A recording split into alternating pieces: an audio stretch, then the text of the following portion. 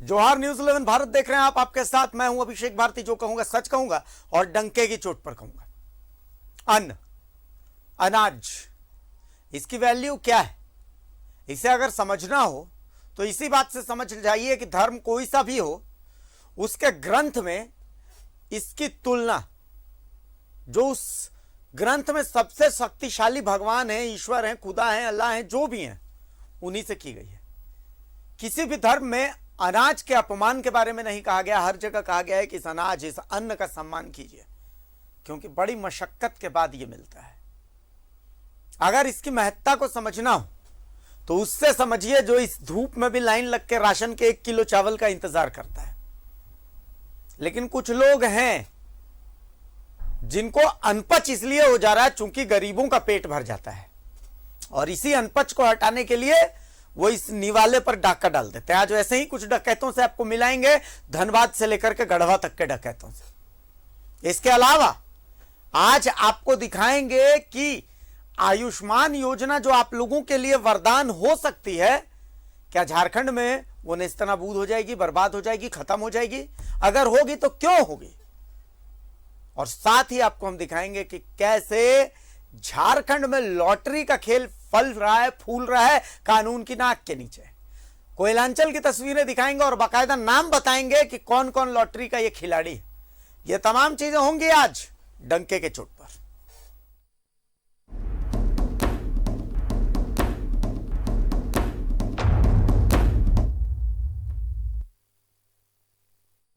अन्न, दुनिया की तमाम उठापटक बस इस अन्न के निहित ही है। आप जितनी मेहनत करते हैं, जितनी मशक्कत करते हैं, आप ईमानदारी से नौकरी करते हैं चाहे आप बेईमानी करते हैं, दोनों के पीछे का मकसद तो यही है कि आपको बस पेट पालना है, अपना भी, अपने परिवार वालों का भी। किसी का या किसी को सिर्फ चावल भर खाना है ताकि वो जिंदा रह सके, और किसी को चावल के साथ रोटी भी चाहिए, तरह तरह के व्यंजन भी चाहिए, पनीर भी चाहिए, मटन भी चाहिए, चिकन भी चाहिए, हरी सब्जियां भी चाहिए, ताकि उसकी असीमित भूख जिंदा रह सके। पर हर स्वार्थ इस अन्न में ही निहित है। तभी तो सरकार ने भी आपकी भूख को मिटाना आपके अधिकारों में शुमार कर दिया और बना दिया इसे right to food, right to food guarantee.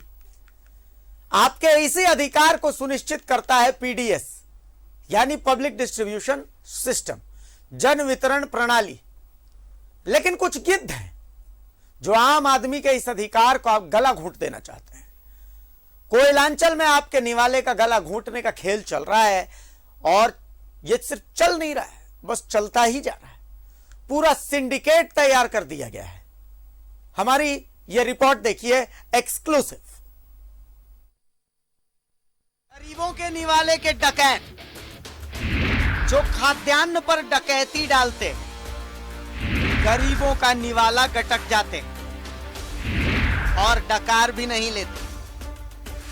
PDS यानी पब्लिक डिस्ट्रीब्यूशन सिस्टम, जिसके तहत गरीबों को सरकार सस्ते दर पर अनाज बांटती है। लेकिन गरीबों का पेट भर जाए ये कैसे कुछ लोगों को पच सकता है?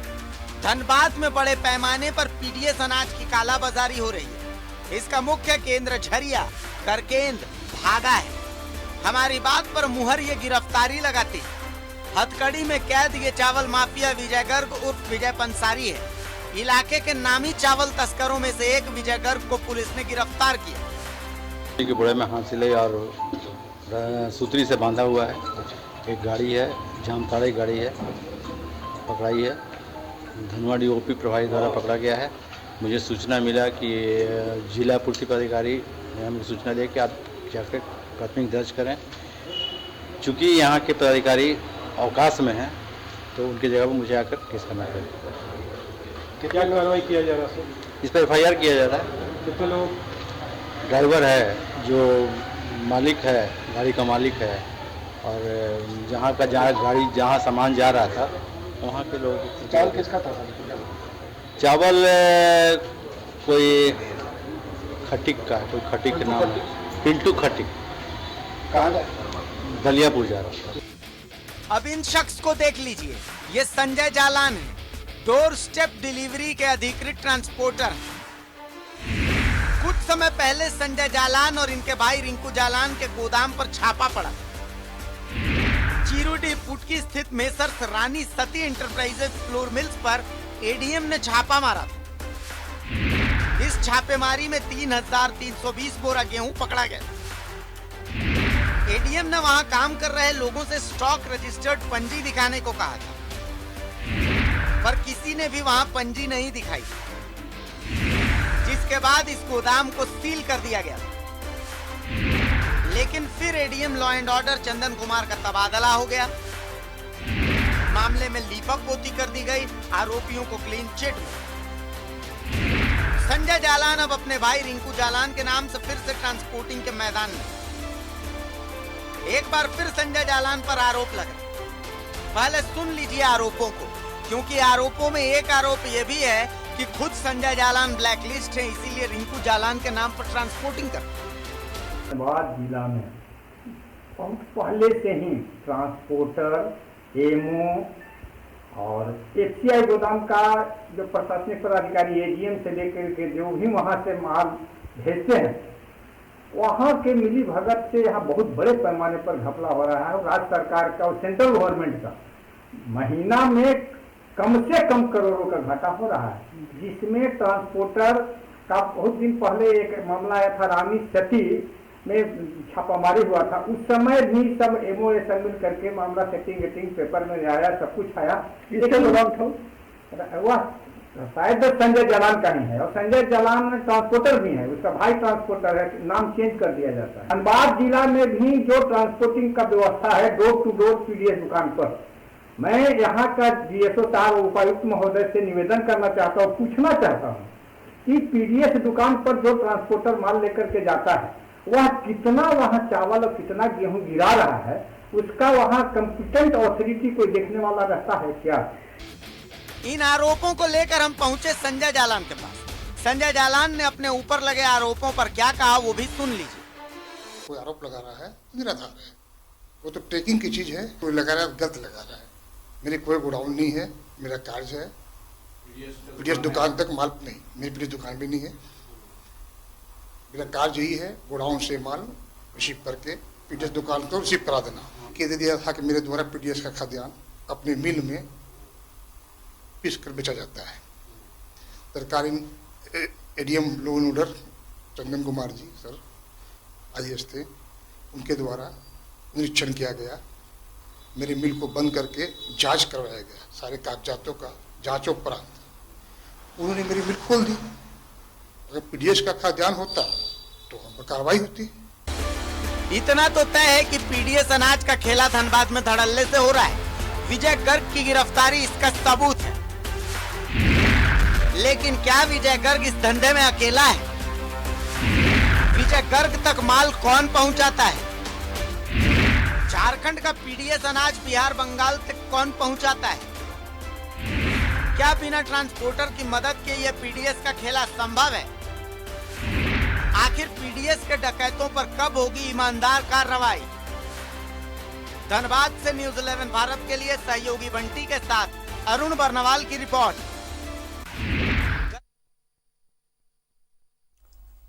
और धनबाद से सहयोगी दिलीप हमारे साथ हैं। बहुत सारे लोग पूछते हैं कि भैया क्या चावल चावल चावल लगा के रखे हुए हैं। सवाल यह उठता है कि हमारे और आपके लिए यह चावल उतना महत्वपूर्ण नहीं है, लेकिन जो इसी चावल के सहारे जिंदा है, एक बार उससे पूछिएगा कि यह चावल कितना महत्वपूर्ण है, यह गेहूं कितना महत्वपूर्ण है। दिलीप हमारे साथ मौजूद है। दिलीप,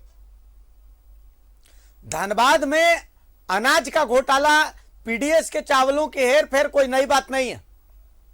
इस बात को और पुख्ता करती है विजय गर्ग की गिरफ्तारी, जिसके बारे में कहते हैं कि चावल के सबसे बड़े कारोबारियों में से एक है वो, 2 नंबर का अगर पूरे कोयलांचल में बात की जाए तो सबसे बड़े कारोबारियों में से एक है विजय गर्ग।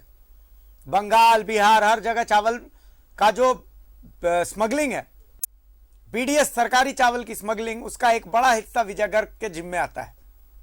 अब आते हैं संजय जालान पर। संजय जालान के बारे में यह कहा जा रहा है कि उनको ब्लैकलिस्ट कर दिया गया। एडीएम ने छापा मारा, 3,320 बोरी गेहूं की मिली। ऐन वक्त पर एडीएम किसी निष्कर्ष पर पहुंचते उससे पहले उनका तबादला हो गया और बाद में फिर संजय जालान को क्लीन चिट मिल गई। अब चूंकि संजय जालान खुद ब्लैक लिस्टेड है तो इसीलिए अपने भाई रिंकू जालान के नाम पर वो धंधा करते हैं ट्रांसपोर्ट का। हमने संजय जालान से भी उनकी प्रतिक्रिया ली। उन्होंने कहा कि देखिए हमारा काम तो सिर्फ ट्रांसपोर्टिंग का है, हमारे पास कोई गोदाम वोदाम नहीं है। क्या जानकारी सामने आ रही है धनबाद में कैसे चलता है ये रैकेट दिलीप? क्या बिना ट्रांसपोर्टर की मदद के क्या ये धंधा चल सकता है? देखिए, इसमें ट्रांसपोर्टर की भी बड़ी भूमिका होती है और वैसे दुकानदारों की भी बड़ी भूमिका होती है, जिनको ये कहा जाता है कि आपके माध्यम से जो जरूरतमंद है उनके बीच राशन पहुंचे। देखिए, खबर जितनी चलती है, आप खबरों को उठाएंगे, आप देखेंगे कि सप्ताह में 3 दिन हर इलाके में छापेमारी होती है।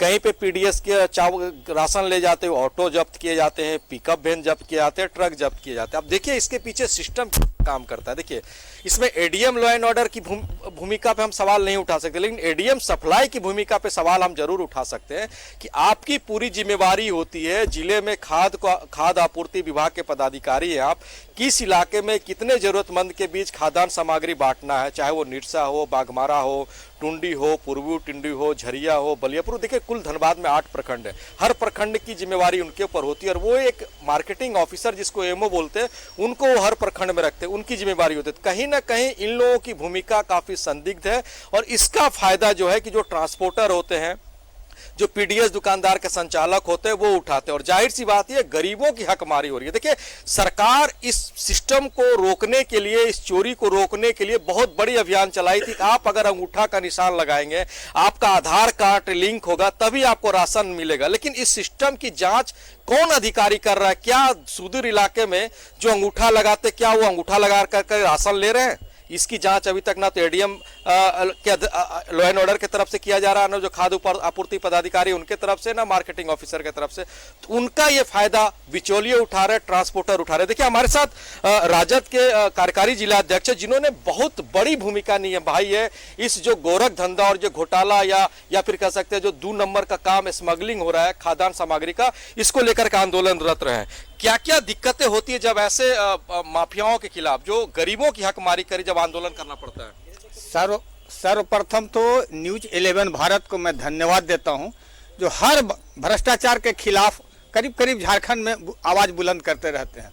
रहा आपूर्ति विभाग का, आपूर्ति विभाग में जितना भ्रष्टाचार है और जो पदाधिकारी लोग कर रहे हैं, इसका उदाहरण मैं देना चाहता हूं कि ADM law and order Chandan Kumar साहब जिस समय थे, रानी सती फ्लावर मिल इंटरप्राइजेस परसिया में है, लगभग 3300 बोरा जब्त हुआ था, खाद्यान्न गेहूं जब्त हुआ था, जिसमें भारतीय खाद्य निगम का वहां स्टैंप उसमें लगा हुआ था। वह उस पर कुछ नहीं हुआ, जबकि वह ट्रांसपोर्टर है। रिंकू जालान, संजय जालान, नाम उल्टा पलटा होते रहता है ट्रांसपोर्टर का, दोनों में से कोई दोनों भाई है।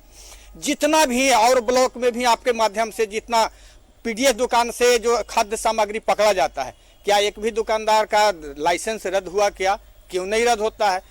एडीएम उस समय जो law and order Chandan Kumar साहब थे, उनको इन्फॉर्मेशन मिल जाता था, वो छापामारी करवाते थे।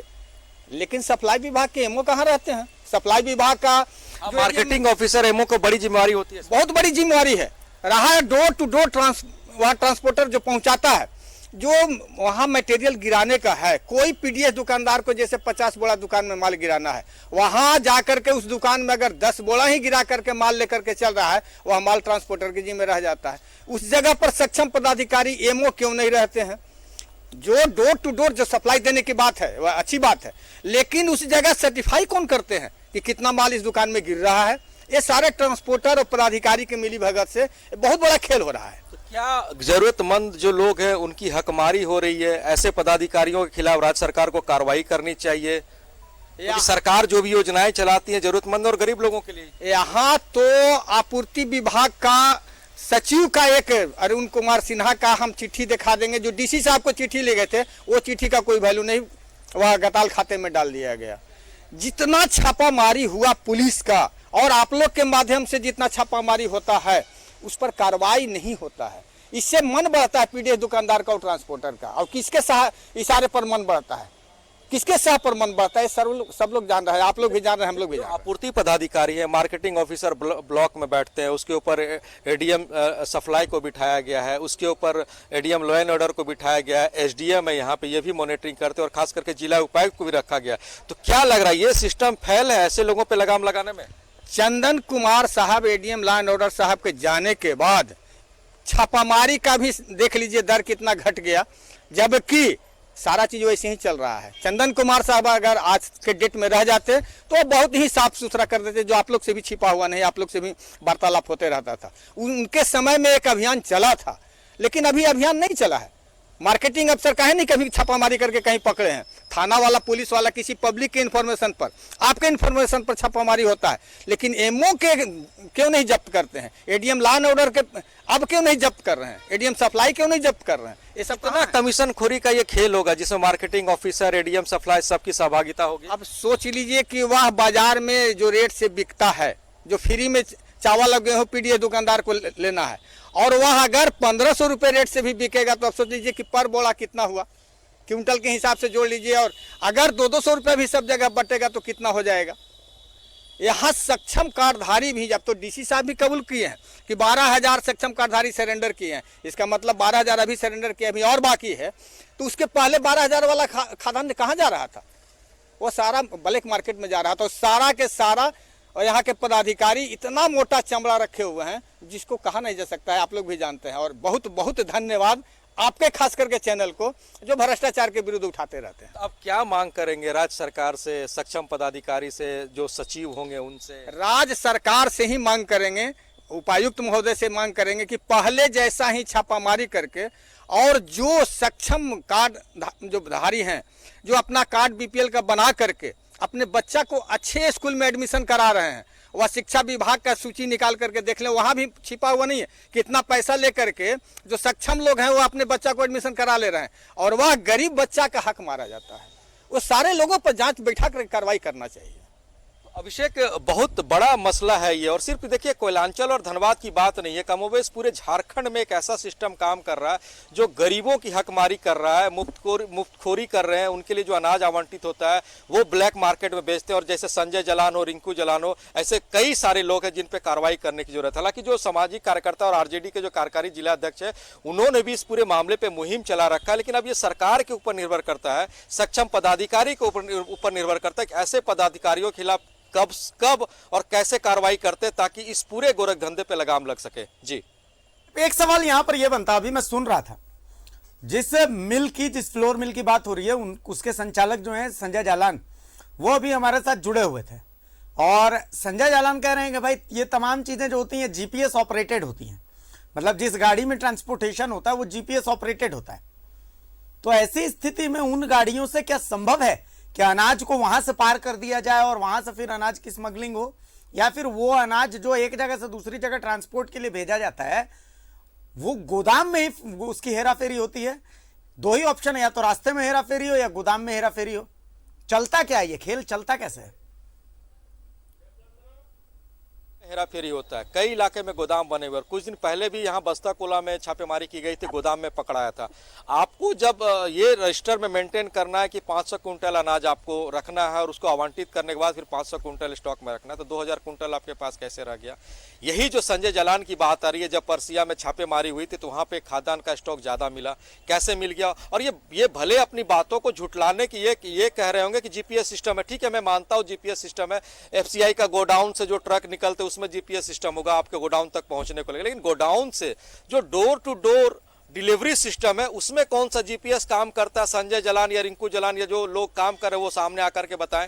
पिकअप वैन में कौन सा जीपीएस काम करता है? ऑटो में कौन सा जीपीएस काम करता है? बाइक पे जो चावल ले जाते हैं, कभी कभी छापेमारी में पुलिस पकड़ती है और जो सक्षम पदाधिकारी पकड़ते हैं, बाइक पे वो चावल ले जा रहे थे, बाइक में कौन सा जीपीएस लगा रहता है? इस पे वो जवाब नहीं दे रहे। क्या जीपीएस सिस्टम भी एक कारण बन रहा है ऐसे गोरख धंधे को बढ़ावा देने में?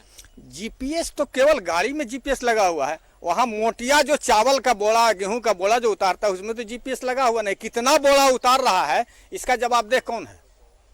वहां पर सक्षम पदाधिकारी क्यों नहीं रहते हैं? वहां पर एमओ को रहना चाहिए। वह बोरा में तो जीपीएस नहीं लगा हुआ, गाड़ी में जीपीएस लगा हुआ है। दुकान पर गाड़ी जा रहा है, लेकिन जा रहा है तो वहां माल कितना उतर रहा है, 50 बोरा की जगह 10 बोरा उतर रहा है, 20 बोरा उतर रहा है। इसका जवाबदेह कौन है? ये डीसी साहब ये सब कंट्रोल करें। देखिए अभिषेक, आपने सुना जीपीएस सिस्टम चलिए काम कर रहा है, लेकिन जीपीएस सिस्टम ये नहीं बता पाएगा कि आपके ट्रक में कितना चावल, कितना गेहूं या जो खाद्यान्न सामग्री हम बांटते हैं वो लोड हुआ, कितनी भारी मात्रा में क्या उसका वजन है, क्या 300 बोरा सही में लोड हुआ। नहीं हो सकता जीपीएस सिस्टम हम ये दिखाने के लिए कर रहे हैं कि गाड़ी लोडिंग के लिए निकली, लोड की और गंतव्य स्थान तक पहुंच गया, लेकिन हम हो सकता है खाली गाड़ी भी ले जा सकते हैं। और जब खाली गाड़ी लेकर के जा रहे थे 300 बोरा जो खाद्यान्न उसमें लोड किया जाता है, वो खाद्यान्न बीच रास्ते में कहाँ गया, या फिर जो लोडिंग पॉइंट पे जो लोग लोड करते वहां से गायब कर दिया गया। कई तमाम पहलू हैं जिनको समझने की जरूरत है और इसको जांच करने की जरूरत है, क्योंकि एक बहुत बड़ी हकमारी आम जनता के लिए किया जा रहा है। भले ही झारखंड के मुखिया ये कहें कि वो जनता के हित में बड़े बड़े योजनाएं ला रहे हैं, उनके लिए वो बहुत सारी सुविधाएं बहाल कर रहे हैं, लेकिन ऐसे सिस्टम में वो सुविधाएं, योजनाओं का क्या लाभ उन तक पहुंच रहा है? जी अभिषेक। चलिए दिलीप, बहुत शुक्रिया आपका, और खास करके शुक्रिया उनका भी जो आपके साथ मेहमान जुड़े हुए हैं, जिन्होंने इस बड़े लूट, इस बड़े गड़बड़ झाले के खिलाफ आवाज उठाई है। दिलीप, फिलहाल तो आपको मैं शुक्रिया कह रहा हूं, लेकिन आप कहीं जाइएगा मत, इसलिए क्योंकि अभी थोड़ी देर बाद आपसे फिर से जुड़ेंगे, एक और खबर है जिस पर आपसे चर्चा करेंगे, लेकिन फिल वक्त के लिए मैं आपको शुक्रिया कह रहा हूं।